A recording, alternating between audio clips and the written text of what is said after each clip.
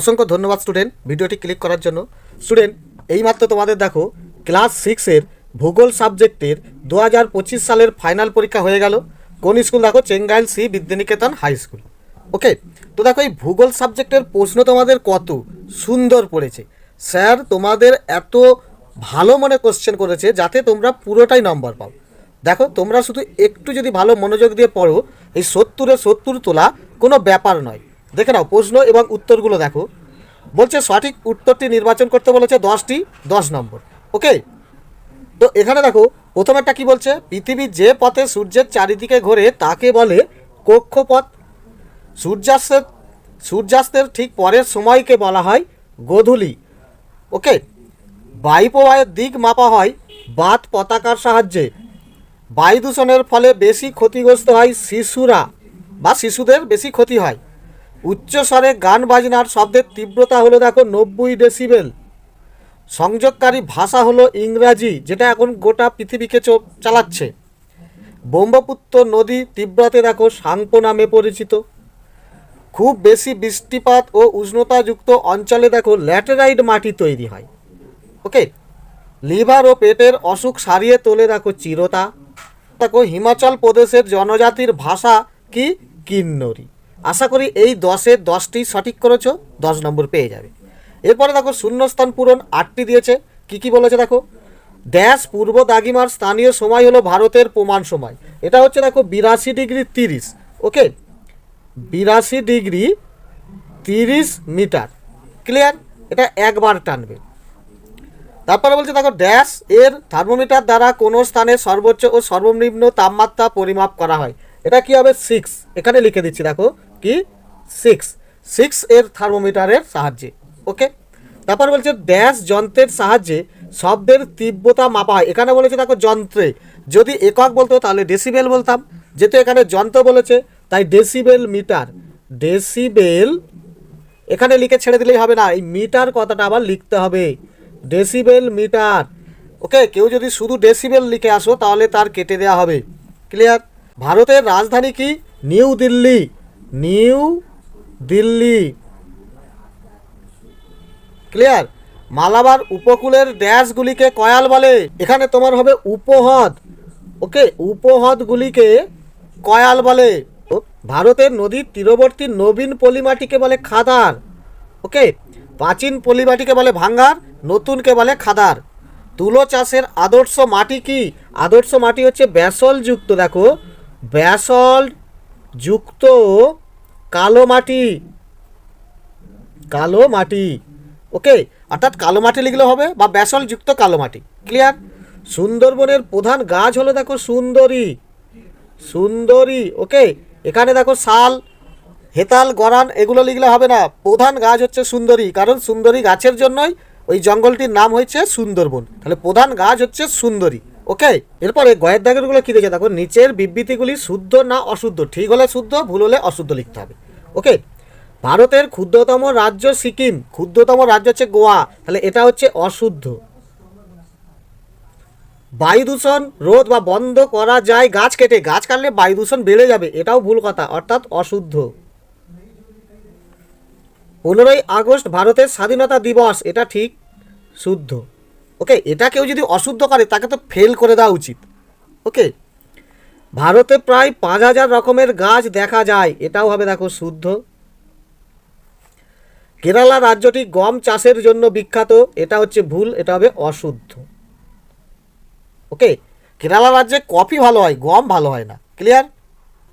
এরপর ঘয়ের দাগের কি বলছে দেখো, নিচের প্রশ্নগুলোর এক কথায় উত্তর দাও। কিসের ভিত্তিতে পৃথিবীতে 3টি তাপমণ্ডলে ভাগ করা যায়? কিসের ভিত্তিতে? এটা হচ্ছে সূর্যরশ্মির পতন কোণের ভিত্তিতে। কী হবে? সূর্যরশ্মির, ঠিক আছে, পতন কোণ। সূর্যরশ্মির পতন কোণের ভিত্তিতে। ক্লিয়ার? এদিকে কি বলেছে, কোন রেখাকে মহাবৃত্ত বলা হয়? দেখো কোন রেখাকে? নিরক্ষরেখা। নিরক্ষরেখা ও আরও কোন রেখা? নিরক্ষরেখা ও দুটি দাঘিমা রেখার, ঠিক আছে, দাঘিমা রেখার কি? মিলিত বৃত্তরেখা। মিলিত বৃত্তরেখা। ওকে, শুধু কেউ যদি নিরক্ষরেখা লিখে আসো তাও তাকে রাইট দেবে, অসুবিধা নেই। কিন্তু এটাও জেনে রাখো 0 ডিগ্রি দাগিমা রেখা আর 180 ডিগ্রি দাগিমা রেখাকে যোগ করে একটা মহাবৃত্ত রেখা করা যায়। তাহলে এই তথ্যটা পুরো লিখলে পুরো নাম্বার পেয়ে যাবে।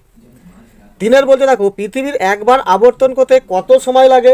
নিশ্চয়ই দেখো জানো, 23 ঘন্টা 56 মিনিট 4 সেকেন্ড। ধূমপানের ফলে কী রোগ হয়? এটা তো আর বলার কিচ্ছু দরকার নেই, তুমি ধূমপানের ফলে নিশ্চয়ই জানো ক্যান্সার রোগ হয়। ওকে, তারপরে ধরো হাঁপানি, তারপরে ধরো ফুসফুস নষ্ট, বিভিন্ন ধরনের তোমার রোগ হয়। অর্থাৎ ধূমপান একেবারেই ভুল অভ্যাস। ওকে, তো এই দুটো তুলে দিতে পারো। 5টা বলছে এমন 2টি স্থানের নাম লেখো যেখানে হর্ন বাজানো আইনত নিষিদ্ধ। দেখো প্রথম কথা হচ্ছে স্কুল, ছাত্রদের অসুবিধা হবে। আর একটা হচ্ছে হাসপাতাল, হাসপাতাল বা হসপিটাল, এখানে রুগীদের অসুবিধা হবে। এই দুটো জায়গা হচ্ছে খুবই মূল্যবান জায়গা, এখানে মাইক বাজানো উচিত নয়। 6টা কী বলছে দেখো, 2টি প্রধান পানীয় ফসলের নাম লেখো। তুমি নিশ্চয়ই জানো চা আর কফি। ওকে, ভারতের মূল ভূখণ্ডের দক্ষিণতম বিন্দুটির নাম কি? কন্যাকুমারিকা অন্তরীপ, কন্যাকুমারিকা অন্তরীপ। এরপরে দেখো বলছে ভারতের দীর্ঘতম হিমবাহটির নাম কি? সিয়াচেন। খুব সোজা এটা। জারোয়াকরা কোথায় বসবাস করে? এটা হচ্ছে আন্দামানে, আন্দামানে। ওকে, দক্ষিণ আন্দামান তুমি ভালো করে তুলে দেবে, বা শুধু আন্দামান বললেও তোমার রাইট হয়ে যাবে।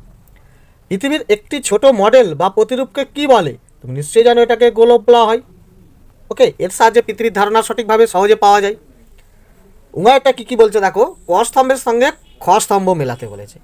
বায়ুর আর্দ্রতা মাপা হয় দেখো হাইগোমিটার যন্ত্রের সাহায্যে, এটা হবে 1। ওজোন স্তরের অবক্ষয় ক্ষরে দেখো কি? ক্লোরোফ্লোরোকার্বন, এটা হবে 2।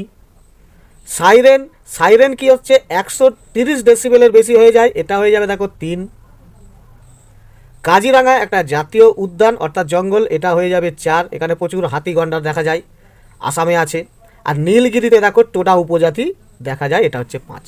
চয়ের দাগের দেখো কি বলছে, সংক্ষিপ্ত উত্তর দাও 5টি 2 নম্বর মানের। ওকে, এর উত্তরগুলো আমি এক কথায় বলে দিলেই হয়ে যাবে। দেখো এর উত্তরগুলো এভাবে লিখতে পারো বা পাতা নম্বরে দেখিয়ে দিচ্ছি।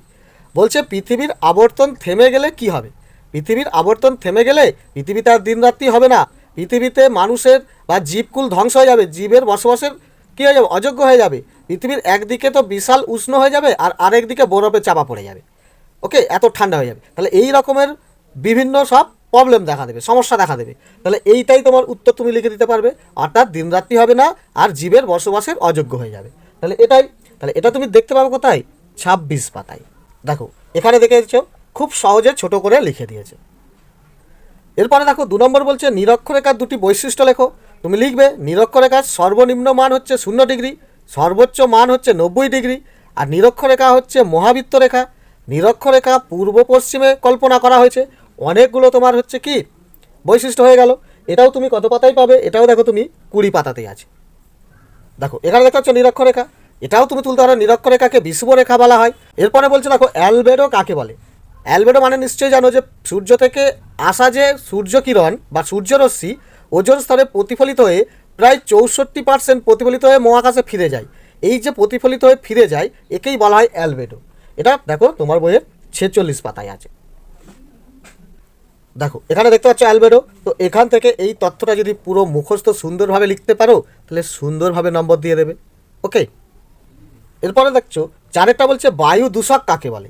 অর্থাৎ যে সমস্ত পদার্থগুলি বায়ুর দূষণ করে তাকেই বায়ু দূষক বলে, যেমন কার্বন ডাইঅক্সাইড, ধুলো, বালি, কার্বন মনোঅক্সাইড ইত্যাদি। তো এটাও তুমি কত পাতায় দেখতে পাবে? এটাও দেখো 57 পাতায়। দেখো দেখো এখানে দেখতে পাচ্ছ বায়ু দূষক, যে সমস্ত জৈব অজৈব পদার্থ বাতাসকে দূষিত করে তাকেই বায়ু দূষক বলে। আর এখান থেকে কয়েকটা বায়ু দূষকের নামও তুমি দিয়ে দিতে পারো। দেখো কার্বনের গুঁড়ো, ধোঁয়া, কার্বন মনোঅক্সাইড, ধূলিকণা, সালফার ডাইঅক্সাইড, নাইট্রোজেন অক্সাইড ইত্যাদি। এরপর 5টা বলছে দেখো তুলসীর ভেষজ গুণ লেখো। নিশ্চয়ই ভেষজ গুণ মানে তুমি জানো যে তুলসী গাছ প্রচুর পরিমাণে অক্সিজেন দান করে, বাতাসকে কী হয় পরিষ্কার পরিশুদ্ধ রাখে, বাতাসে অক্সিজেনের ভারসাম্য বজায় রাখে। তুলসী কী হচ্ছে আমাদের সর্দি কাশির ওষুধ হিসাবে তুলসী গাছের পাতা ব্যবহার করা হয়। এটা দেখো 91 পাতায় আছে। দেখো এখানে তুলসী দেখতে পাচ্ছ, হাঁপানি, সর্দি কাশি, পেটের অসুখে উপশম করে, সারাই হৃৎপিণ্ড ভালো রাখে, ভারতে প্রায় সব রাজ্যেই পাওয়া যায়। অর্থাৎ এই যে দুটো তুমি গুণ বলে দিতে পারো। এরপরে কি বলছে দেখো, মানচিত্রের নির্দেশিকা ইন্ডেক্স থেকে কি বোঝা যায়? এটি দেখো 109 পাতায় আছে। দেখো এখানে দেখতে পাচ্ছ নির্দেশিকা ইন্ডেক্স। এটা কি করে দেখো, মানচিত্রে অনেক সময় এই ইন্ডেক্স বা প্রতীক চিহ্ন বা রঙকে ব্যবহার করা হয়। এই প্রতীক চিহ্ন বা রঙের মাধ্যমে দেখো জল, বনভূমি, পাহাড় পর্বত, কৃষি জমি, নদ নদী ইত্যাদি সব দেখানো হয়। এই 6 দাগেরগুলো বলছে দেখো যে কোনো 4টি প্রশ্নের উত্তর দাও। দেখো 4টে করতে হবে 3 নম্বর মানের। প্রথমেরটা বলছে তোমার ঘরের বায়ু দূষণ রোধের 3টি উপায় লেখো। এটি দেখো তোমার বইয়ের 58 পাতায় আছে।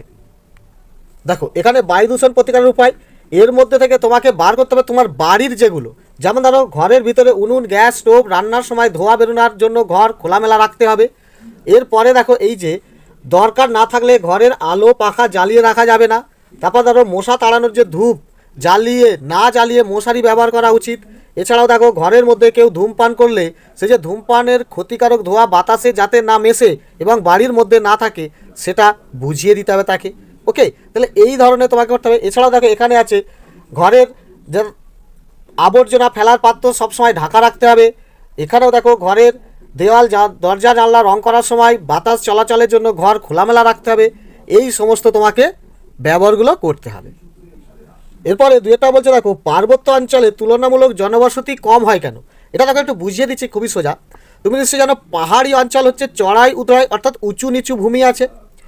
এখানে কি হয়, তোমার যাতায়াত ব্যবস্থার অসুবিধা, সড়ক পথে অসুবিধা, মাল কি হয় আমদানি রপ্তানি করতে অর্থাৎ ব্যবসা বাণিজ্য করতে অসুবিধা হয় এবং দেখো চাষবাসও সঠিক পরিমাণে হয় না।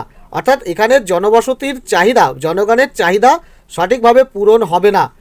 ঠিক আছে, তাহলে এই কারণে পাহাড়ি অঞ্চলের জনবসতি কম। এছাড়া ধরো পাহাড়ি অঞ্চল যখন তখন ধস নামে, ভূমিকম্প হয়, প্রাকৃতিক দুর্যোগ বেশি আছে, তাই জনবসতি কম হয়। তাহলে তুমি এগুলো লিখে দেবে।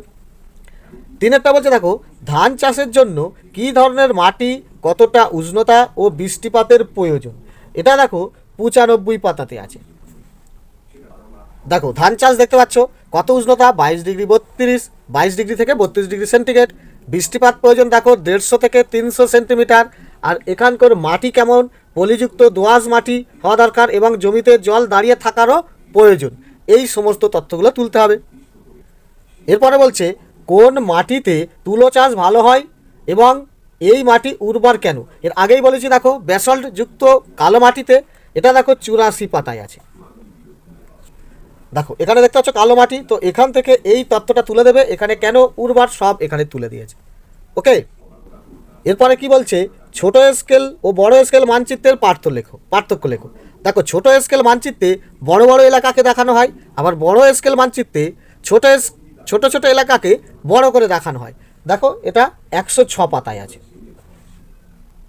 দেখো এখানে দেখতে পাচ্ছ ছোট স্কেল মানচিত্রে এই তথ্যগুলো তুললে, আর বড় স্কেল মানচিত্রে এই তথ্যগুলোর মাধ্যমে তুমি পার্থক্যটা খুব সহজেই পেরে যাবে। এরপরে বর্গীর জয়েরগুলো কি বলছে দেখো, তোমাকে করতে বলেছে 2টি 5 নম্বর মানের। বায়ু দূষণের কারণগুলি আলোচনা করো। দেখো এটা 56 পাতায় আছে। দেখো দেখতে পাচ্ছ বায়ু দূষণের কারণ, এখানে এতগুলো দেখো তোমাকে অপশন দিয়ে দিয়েছে। এই অপশনগুলোকেই তোমাকে তুলতে হবে এবং এই অপশনগুলোকে নিয়ে একটি একটি করে বাক্য তুলে দিতে হবে।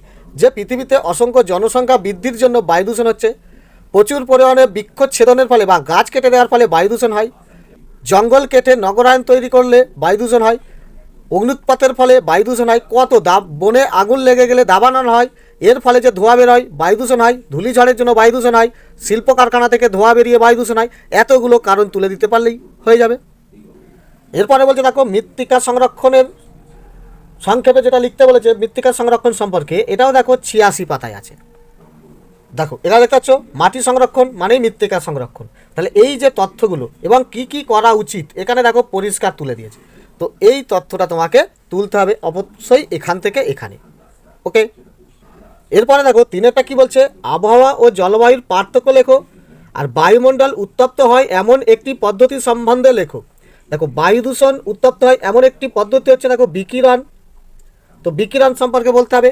আর জলবায়ুর পার্থক্যটা তোমাকে লিখতে হবে, আবহাওয়া জলবায়ুর পার্থক্য। দেখো এটাও 45 পাতায়। দেখো দেখো এখানে দেখতে পাচ্ছ আবহাওয়া জলবায়ু, এর পার্থক্যটা এটা তুলতে হবে। এরপর পরের পাতায় দেখো, দেখো এখানে বায়ু যে উত্তপ্ত হয় তার দেখো পদ্ধতি হচ্ছে বিকিরণ, তুমি এখান থেকে এখানে তুলতে পারো, অথবা তুমি পরিবহন এইটাও এখান থেকে এখানে তুলতে পারো, পরিচালন এটাও তুমি তুলতে পারো, যে কোনো একটা তুললেই তোমার হয়ে যাবে। ক্লিয়ার? তো এই ছিল তোমার আজকের প্রশ্ন। আশা করি পরীক্ষাটি খুব সুন্দর হয়েছে। ধন্যবাদ।